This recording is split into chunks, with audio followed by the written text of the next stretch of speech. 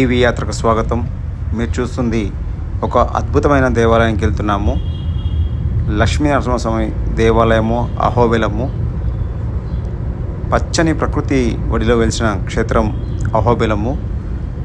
ప్రకృతిని వల్చి ఈ దేవాలయము నిర్మించారేమో అన్నట్టుగా ఈ పరిసర ప్రాంతాలన్నీ పచ్చగా ఉంటాయండి. అందులో మనం ఈ వర్షాలు పడిన తర్వాత వెళ్తున్నాం కాబట్టి ఈ చుట్టుపక్కల మొత్తం పచ్చగా కనబడుతుంది. ప్రశాంతమైన వాతావరణంలో మన ప్రయాణం కొనసాగిస్తున్నాము. ఇలాంటి దేవాలయానికి చాలా అరుదుగా వెళ్తూ ఉంటారు. ఇప్పుడే మనము అహోబిలంకి చేరుకున్నామండి. ఇందులో దిగువ అహోబిలం, ఎగువ అహోబిలం అని ఉంటాయండి రెండు. అంటే నవనరసింహస్వాములు ఈ కొండ ప్రాంతంలోనే 9 నరసింహస్వామి రూపంలో మనకు దర్శనమిస్తారండి. రెండేమో గుడిలో ఉంటాయి, మనం దర్శించుకోవచ్చు. మిగతా 7 మాత్రము కొండ ప్రాంతంలో ఉంటాయండి. ఆ కొండ పెద్ద పెద్ద కొండలు కనబడుతున్నాయి కదా, ఆ కొండల పైన వెలిచిన క్షేత్రాలు ఉన్నాయి. ఇంకా అక్కడికి మనల్ని ట్రెక్కింగ్ చేసుకుంటూ మనం వెళ్ళాల్సి వస్తుంది. పూర్తిగా ప్రకృతి ఒడిలో వెలిచిన క్షేత్రమే అహోబిల క్షేత్రము. ఈ క్షేత్రము మఠం ఆధ్వర్యంలో ఉంటుందండి. అహోబిల మఠంలో ఉంటుంది ఇది. ఈ దేవాలయము చాలా ప్రాచీనమైనది, పూర్వమైంది. దీనికి ఇన్ని సంవత్సరాలని మనము వెలకట్టలేమండి, ఎందుకంటే అంత పూర్వమైన దేవాలయము. నవనరసింహస్వాములు వెలిసిన క్షేత్రమే అహోబిల క్షేత్రము. ప్రకృతి వల్చి ఆ దేవాలయంలో నిలిచినట్టుగా ఉంటాయి. ఇక్కడ డోలి సౌకర్యం కూడా ఉందండి. డోలి అంటే 7,000 మీరు ఇస్తే ఆ మిగిలిన 7 దేవాలయాలు కూడా మనకు తీసుకెళ్ళి ఆ కొండ పైన కనబడుతుంది కదా, ఆ కొండపై అమాంతం తీసుకెళ్ళి మనకి దర్శనం చేయించి తీసుకొస్తుంటారు. వర్షానికి గుండం అలా వాటర్తో నిండిపోయి ఉంటుందండి. ఇంకా పూర్తిగా వర్షాకాలం అయితే చక్కటి వాటర్ ఫాల్స్ మనకి ఇక్కడ దర్శనమిస్తాయి. చూడచక్కని ప్రాంతం అండి. అద్భుతమైన దేవాలయం ఇది. చూసారు కదా, ఇప్పుడే డోల్లో తీసుకొస్తున్నారు ఒక పెద్ద ఆవిడని. అదేవిధంగా మనం కూడా పైకి వెళ్ళి దర్శనం చేసుకునే ప్రయత్నం చేద్దాము. మనం ఇప్పుడు కనీసం ఒక 30 నుంచి 40 మెట్లు ఉంటాయండి, ఎక్కువగా మెట్లు ఉండవు. అంటే ఎగువ అహోబిలం దర్శనం చేసుకోవడం, దేవాలయానికి వెళ్ళడానికి ఉండే మెట్లు ఇవి. మిగతావన్నీ ట్రెక్కింగ్ చేసుకుంటూ, అంటే మనం కొండపైన మనము నడుస్తూ పాదయాత్రగా చేయాల్సి వస్తుందండి. చాలామంది కట్టెలు పట్టుకొని, చేతగాని వాళ్ళు డోర్లో ఎక్కి అలా దర్శనానికి వెళ్తూ ఉంటారు. వీళ్ళంతా దర్శనం చేసుకొని కొండ దిగుతున్నారండి. మనం మాత్రం ఇప్పుడు కొండపైకి ఎక్కుతున్నాము.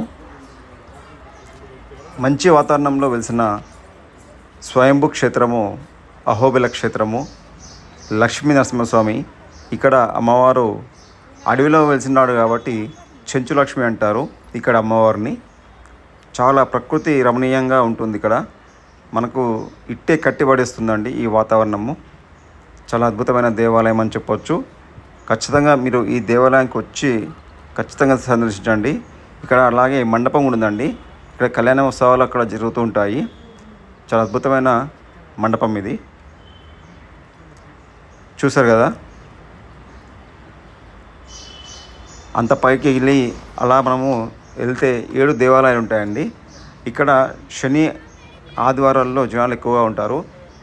ప్రత్యేకించి శనివారాలలో ఇక్కడ ఒక నరసింహస్వామికి, పైన నరసింహస్వామి అని అంటారు ఆ స్వామిని. ఆ స్వామికి యాటలు కోస్తారండి.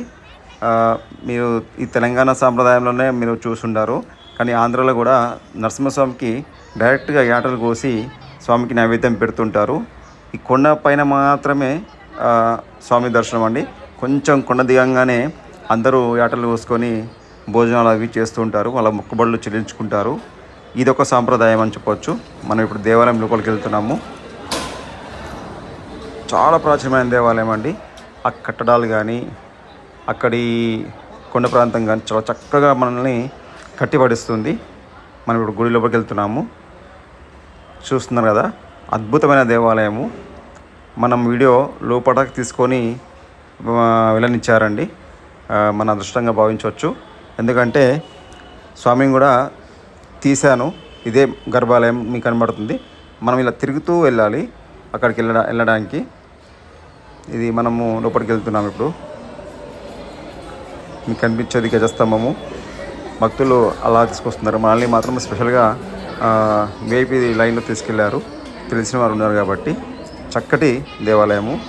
హనుమంతుల వారు, గరుత్మంతుడు, భద్రకాళి దేవి మీరు చూస్తుంది.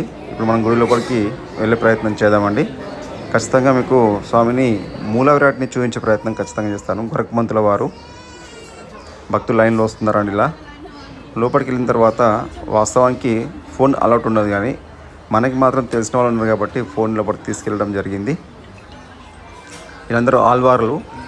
ఖచ్చితంగా నరసింహస్వామి దేవాలయం ఉంటే ఆల్వార్లు ఉంటారండి. విష్ణుమూర్తి దేవాలయం ఉన్నా ఏది ఉన్నా కానీ ఇది క్యూ లైన్ అండి. ఇదే మూల విరాట్. స్వామి సాక్షాత్తు అలాగనే ఉంటారు మూల విరాట్ రూపంలో. మన దర్శనం పూర్తి చేసుకొని మనం బయటకు వచ్చాము. ఇప్పుడు చాలా అద్భుతమైన దేవాలయం అని చెప్పవచ్చు. మీకు చూస్తే మీకే అర్థమైపోతుంది. పైన అహోబిలం ఇది. మనం ఇప్పుడు కింద అహోబిలం కూడా మనము మీకు చూపించే ప్రయత్నం చేస్తాను. చాలా చాలా అద్భుతమైన దేవాలయం అని చెప్పవచ్చు. ఇది రథోత్సవం సమయంలో దీన్ని చాలా చక్కగా ముస్తాబు చేస్తారండి రథాన్ని. ఇది కింద అహోబిలం వచ్చింది. ఇది కింద అహోబిలంలో ఆ రోజు జీర్ణోద్ధరణ జరుగుతుందండి.